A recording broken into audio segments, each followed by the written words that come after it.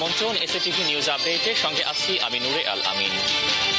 সশস্ত্র বাহিনী দিবস আজ। ঢাকা সেনানিবাসের শিখা অনির্বাণে পুষ্পস্তবক অর্পণ করে স্বাধীনতা যুদ্ধে সশস্ত্র বাহিনীর শহীদ সদস্যদের স্মৃতির প্রতি শ্রদ্ধা জানিয়েছেন রাষ্ট্রপতি আব্দুল হামিদ ও প্রধানমন্ত্রী শেখ হাসিনা। সশস্ত্র বাহিনী দিবস উপলক্ষে সকালে তারা শ্রদ্ধা জানান। রাষ্ট্রপতি ও প্রধানমন্ত্রীর পর সেনাবাহিনী প্রধান জেনারেল আবু বেলাল মোহাম্মদ শফিউল হক, নৌবাহিনী প্রধান এডমিরাল নিজামুদ্দিন আহমেদ এবং বিমান বাহিনী প্রধান এয়ার চিফ মার্শাল আবু এসরার নিজ নিজ বাহিনীর পক্ষে পুষ্পস্তবক অর্পণ করেন।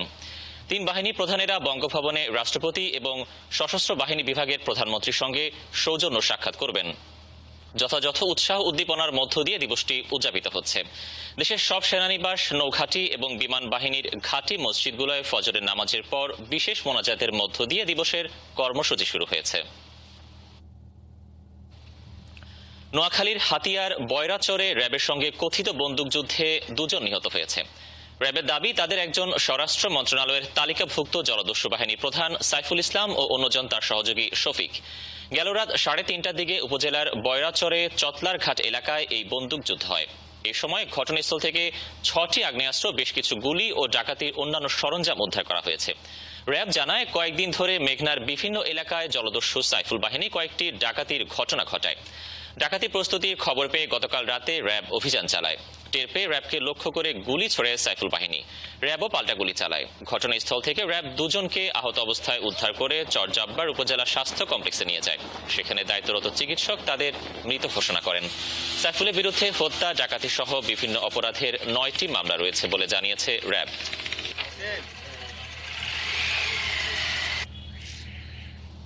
চট্টগ্রামের মেট্রোপলিটন হাসপাতালে তুচ্ছ ঘটনাকে কেন্দ্র করে গোলপাহাড় এলাকায় ছাত্রলীগ সমর্থিত চিকিৎসকদের দুই গ্রুপের মধ্যে সংঘর্ষ হয়েছে।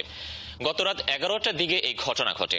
পুলিশের উপকমিশনার এস.এম. মোস্তাইন হোসেন জানান, মেট্রোপলিটন হাসপাতালের ডাক্তার আশফাকের সঙ্গে চট্টগ্রাম মেডিকেল কলেজ হাসপাতালের 3 ইন্টার্ন ডাক্তারের কথা কাটাকাটির জেরে এই সংঘর্ষ হয়।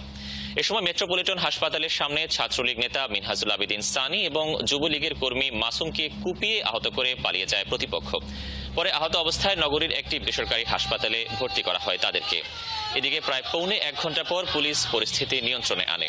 অন্যদিকে নেতাকর্মীদের উপর হামলার প্রতিবাদে নগরীর মেহেদীবাগ এলাকায় সড়ক অবরোধ করে বিক্ষোভ শুরু করে ছাত্রলীগ। পরে পুলিশ এসে তাদেরকে সড়ক ছাড়তে বাধ্য করে।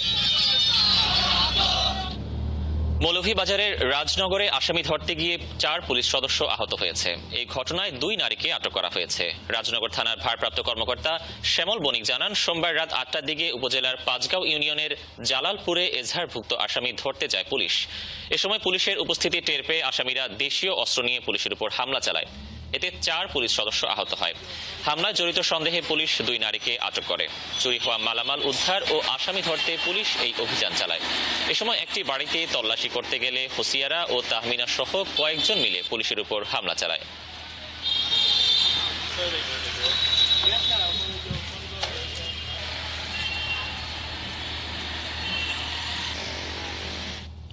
দেশের বাইরের খবর।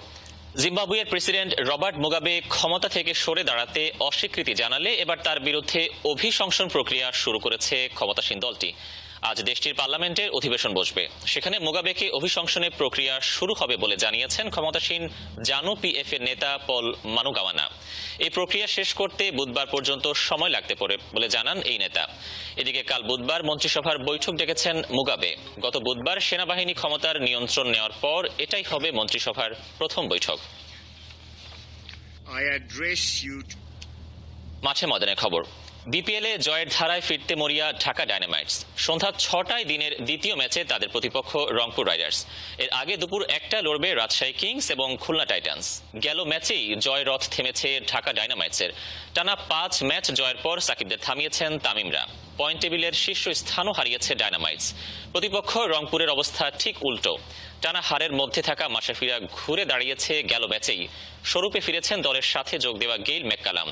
তাই তারকা সমৃদ্ধ 2 দলের প্রথম লড়াই দেখতে মুখিয়ে ক্রিকেট ভক্তরা। অন্য ম্যাচে টেবিলের নিচের সারিতে থাকা রাজশাহীর বিপক্ষে জিতে টেবিলের দ্বিতীয় স্থানে ওঠার সুযোগ খুলনার। এবারে বিপিএলে এটাই প্রথম দেখা 2 দলের। এই ছিল এসএটিভি নিউজ আপডেট।